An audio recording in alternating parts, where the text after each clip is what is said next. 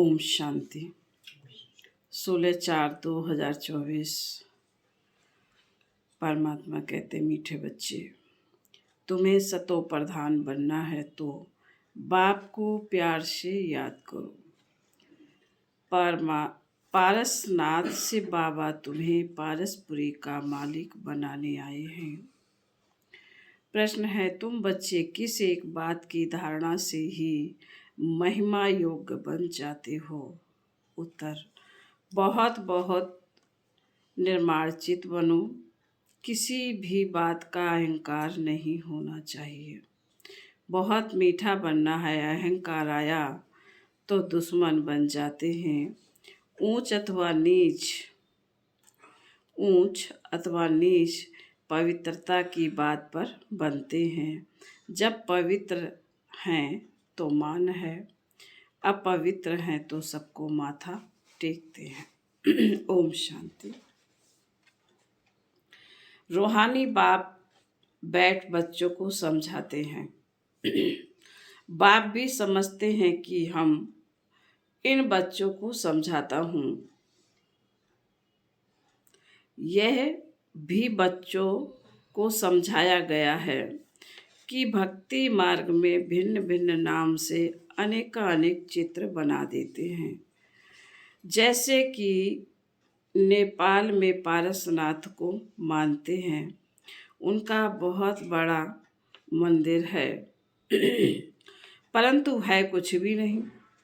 4 दरवाजे हैं, 4 मूर्तियां हैं। चौथे में श्री कृष्ण को रखा है। अब शायद कुछ बदली कर दिया हो। अब पारसनाथ तो जरूर शिव बाबा को ही कहेंगे। मनुष्यों को पारसनाथ भी वही बनाते हैं, तो पहले उनको यह समझाना है, ऊंच ते ऊंच है भगवान, पीछे है सारी दुनिया। सूक्ष्म वतन की सृष्टि तो है। बाबा कहते, सूक्ष्म वतन की सृष्टि तो है नहीं। पीछे तो होते हैं लक्ष्मी नारायण व विष्णु। वास्तव में विष्णु की महिमा भी रॉन्ग है। विष्णु चतुर्भुज, 4 भुजाओं वाले कोई मनुष्य होते नहीं। बाप समझाते हैं यह लक्ष्मी नारायण हैं, जिनको इकट्ठा विष्णु का रूप में दिखाया है। लक्ष्मी नारायण तो दोनों अलग अलग हैं। सूक्ष्म वतन में विष्णु को 4 भुजाएं दे दी हैं, अर्थात दोनों को मिलाकर चतुर्भुज कर दिया है। बाकी ऐसे कोई होता नहीं। मंदिर में जो चतुर्भुज दिखाते हैं वह सूक्ष्म वतन का है। चतुर्भुज को शंख चक्र गदा पद्म आदि देते हैं। ऐसा कुछ नहीं है। चक्र भी तुम बच्चों को है। नेपाल में विष्णु का बड़ा चित्र क्षीर सागर में दिखाते हैं। पूजा के दिनों में थोड़ा दूध डाल देते हैं। बाप एक एक बात को अच्छी तरह समझाते हैं। ऐसे कोई भी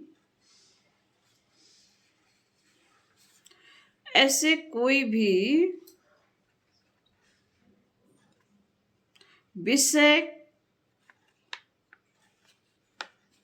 बाबा कहते हैं, कोई जानते नहीं। यह तो भगवान खुद समझाते हैं। भगवान कहा जाता है शिव बाबा को। भक्ति मार्ग वालों ने नाम अनेक रख दिए हैं। तुम अभी अनेक नाम नहीं लेंगे। भक्ति मार्ग में बहुत धक्के खाते हैं, तुमने भी खाए। अभी अगर तुम मंदिर आदि देखेंगे तो उस पर समझाएंगे कि ऊंच ते ऊंच है भगवान, सुप्रीम सोल, निराकार परमपिता परमात्मा। आत्मा शरीर द्वारा कहती है, ओ परमपिता, उनकी महिमा उनकी फिर महिमा भी है ज्ञान का सागर, सुख का सागर। भक्ति मार्ग में एक के अनेक चित्र हैं, ज्ञान मार्ग में तो ज्ञान सागर एक ही है। वही पतित पावन सर्व के सद्गति दाता है। तुम्हारी बुद्धि में सारा चक्र है, ऊंच ते ऊंच परमात्मा है। उनके लिए ही गायन है, सिमर सिमर सुख पाओ। परमात्मा कहते हैं मुझे याद करो अथवा सिमरन करते रहो, तो कलह कलेश मिटे तन के, फिर जीवन मुक्ति पद पाओ। यह जीवन मुक्ति है ना, यह जीवन मुक्ति है ना। बाप से यह सुख का वर्षा मिलता है, अकेले यह तो नहीं पाएंगे। जरूर राजधानी होगी ना। गोया बाप राजधानी स्थापन कर रहे।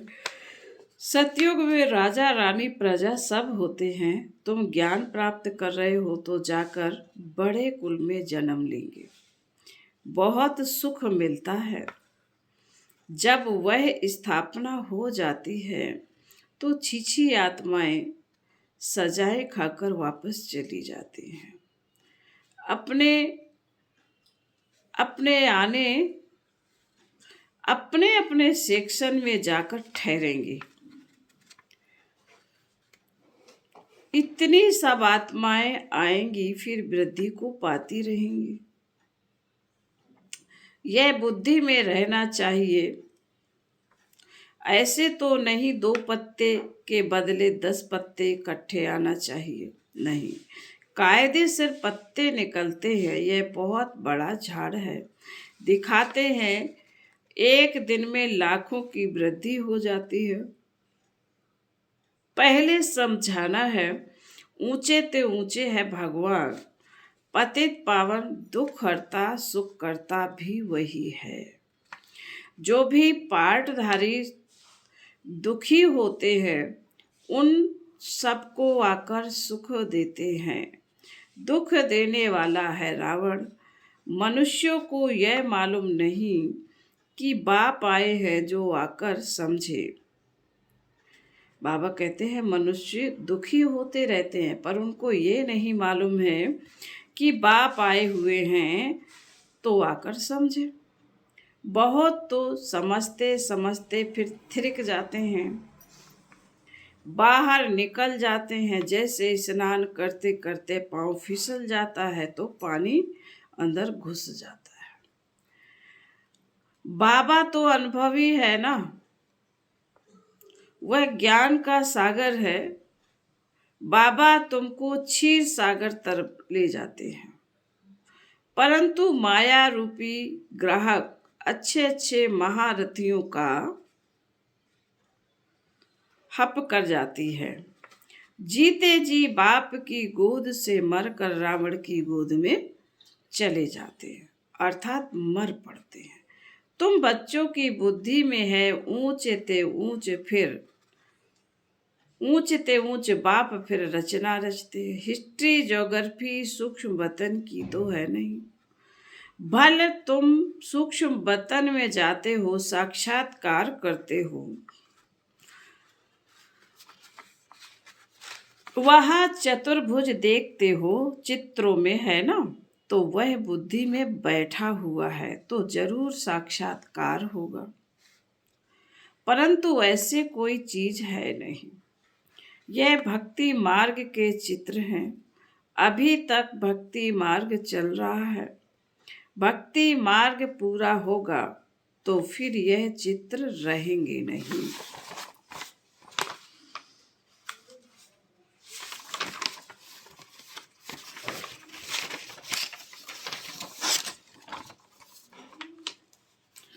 स्वर्ग में यह सब बातें भूल जाएंगी। अब बुद्धि में है कि यह लक्ष्मी नारायण 2 रूप है चतुर्भुज के। लक्ष्मी नारायण की पूजा सो चतुर्भुज की पूजा। लक्ष्मी नारायण का मंदिर, चतुर्भुज का मंदिर एक बात तो एक ही है, इन दोनों का ज्ञान और किसी में भी नहीं है। तुम जानते हो इन लक्ष्मी नारायण का राज्य है, विष्णु का राज तो नहीं है। यह पालना भी करते हैं, सारे विश्व के मालिक हैं तो विश्व की पालना करते हैं। शिव भगवान वाच, मैं तुमको राजयोग सिखलाता हूँ, अपने को आत्मा समझ बाप को याद करो तो इस योग अग्नि से विकर्म विनाश होंगे। डिटेल में समझाना पड़े बोलो, यह भी है गीता। सिर्फ गीता में श्री कृष्ण का नाम डाल दिया है, यह तो रॉन्ग है। बाकी गिलानी कर दी है, इसलिए भारत तमो प्रधान बन पड़ा है। अब यह है कलयुगी दुनिया का अंत। इनको कहा जाता है तमो प्रधान आयरनेश। जो सतो प्रधान थे उन्होंने ही 84 जन्म लिए हैं, जन्म मरण में तो जरूर आना है। अब पूरे 84 जन्म लेते हैं तब फिर बाप को आना पड़ता है। पहले नंबर में एक की बात नहीं है, इनकी तो सारी राजधानी थी ना, फिर जरूर होनी चाहिए। बाप सबके लिए कहते हैं अपने को आत्मा समझो और बाप को याद करो तो योग अग्नि से पाप कट जाएंगे। काम चिता पर बैठ सब सांवरे हो गए हैं, अब सांवरे से गोरा कैसे बने, सो तो बाप ही सिखलाते हैं। श्री कृष्ण की आत्मा जरूर भिन्न भिन्न नाम रूप लेकर आती होगी। जो लक्ष्मी नारायण थे उनको ही 84 जन्मों के बाद फिर वह बनना है, तो उनके बहुत जन्मों के अंत में बाप आकर प्रवेश करते हैं। फिर वह सतो प्रधान विश्व के मालिक बनते हैं। तुम्हारे में पारसनाथ को पूजते हैं, शिव को भी पूजते हैं, जरूर उन्हों को शिव ने ही ऐसा पारसनाथ बनाया होगा। टीचर तो चाहिए ना, वह है ज्ञान सागर। अब सतो प्रधान पारसनाथ बनना है तो बाप को बहुत प्यार से याद करो, वही सबके दुख हरने वाले हैं। बाप तो सुख देने वाला है, यह है कांटों का जंगल। बाप आए हैं फूलों का बगीचा बनाने। बाप अपना परिचय देते हैं, मैं इस साधारण बूढ़े तन में प्रवेश करता हूँ जो अपने जन्मों को नहीं जानते। भगवान वाच, मैं तुमको राजयोग सिखलाता हूँ तो यह ईश्वरीय यूनिवर्सिटी ठहरी। एम ऑब्जेक्ट है ही राजा रानी बनने की, तो जरूर प्रजा भी बनेगी। मनुष्य योग योग बहुत करते हैं, निवृत्ति मार्ग वाले तो अनेक हठ योग करते हैं, वह राजयोग सिखला ना सके। बाप का है ही एक प्रकार का योग, सिर्फ कहते हैं अपने को आत्मा समझ कर मुझको याद करो, मुझ बाप को याद करो। 84 जन्म पूरे हुए, अब वापस घर जाना है, अब पावन बनना है। एक बाप को याद करो, बाकी सबको छोड़ो। भक्ति मार्ग में तुम गाते थे कि आप आएंगे तो हम एक संग जोड़ेंगे, तो जरूर उनसे वर्षा मिला था ना। आधा कल्प है स्वर्ग, फिर आधा कल्प है नरक। रावण राज्य शुरू होता है, ऐसे ऐसे समझाना, अपने को देह ना समझो। आत्मा अविनाशी है, आत्मा में ही सारा पाठ नुधा हुआ है। जो तुम जानते हो।